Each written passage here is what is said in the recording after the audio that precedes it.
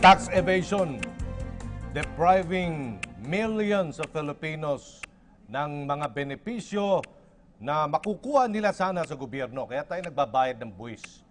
Lahat ng makinikita ng isang mamamayang Pilipino, illegal man yan o legal, galing man yan sa pagdanakaw, galing man yan sa panloloko sa pagbabayad ng buwis, galing man yan sa legal na income, dapat magbayad ka ng buwis. Subject po yan sa tax o sa income taxation. Okay, so sa corporate income tax, alam po natin, 30%. 5 to 32% naman, individual tax. The business tax exceeds 1.9 million pesos. May subject pa yan, 12% value-added tax. Ganun po ka-stricto ang ating pong batas. Ang NIRC, National Internal Revenue Code. Tax evasion, krimen. Pwede ko pong makulong yan, pero pwedeng i-compromise. Kaya may mga napabalitang nagbigay daw, no? Nag-alok ng 1.5 million piso o bilyong piso. Itong si Mighty Corporation sa ilalim po ng pamumuno ni Ginoong Alex Wong Choo King kay Pangulong Duterte. Sinabi ni Pangulo, sige, 1.5. Nag-alok kayo, nanloko kayo, idoblehin nyo na lang yan. 3 bilyon. 1 bilyon para sa Basilan. Alam naman po natin sa Basilan, marami pong problema doon. Maraming mga mahirap natin mga kababayan. 1 bilyon sa Hulo. Ayan, may problema din po tayo sa Hulo.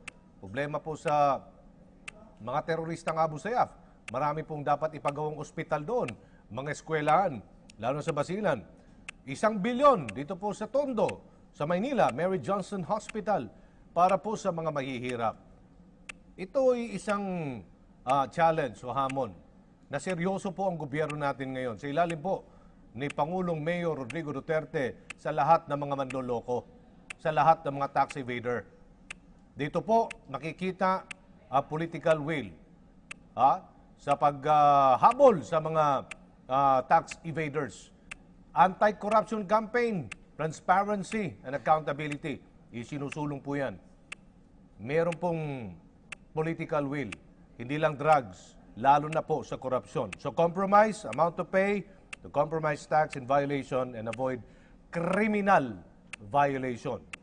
Di ba maraming ganon, mga drug lords, ibang bansa, pag gusto mong talagang tirahin yung mga yan, itirahin mo sa tax, sa pagbabayad ng buwis. Sana naman mga kaibigan, magkaisa po tayo, magtulungan tayo. 8888, marami pong paraan, communication, magkaisa tayo, isumbong ka agad natin, mga katiwalian, na nangyayari sa ating lipunan. Kasi ang pagbabago ay nanggagaling po sa atin. Change comes from within.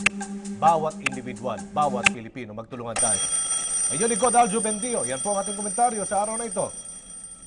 Dagang kay salamat talaga ng Diyos. Hanggang sa Lunes, balikan natin ating mga barkadang magagandang si Dayan and Gwapong Jules and lalo na ito.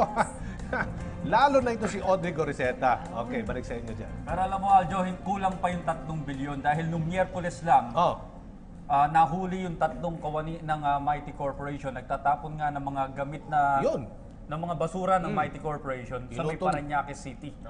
So another violation yan. Siguro mas taasan yung 3 bilyon para magamit din sa mga pagpapagawa ng hospital. That's right. Nabusog ba si Aljo? Actually, dapat tayo, kung may makita tayo marinig na ganyan, isumbong ka agad natin sa BIR. Tayo na mismo. Pag may mga nanloloko sa buwis, kasi tayo, si Dayan, nagbabayad ng tamang buwis yan. Lahat naman tayo dito eh. Pero may iba dyan, yung mayaman, hindi ka nagbabayad ng buwis. Tsaka may official receipt. Diba? Okay. Sige, balik sa inyo.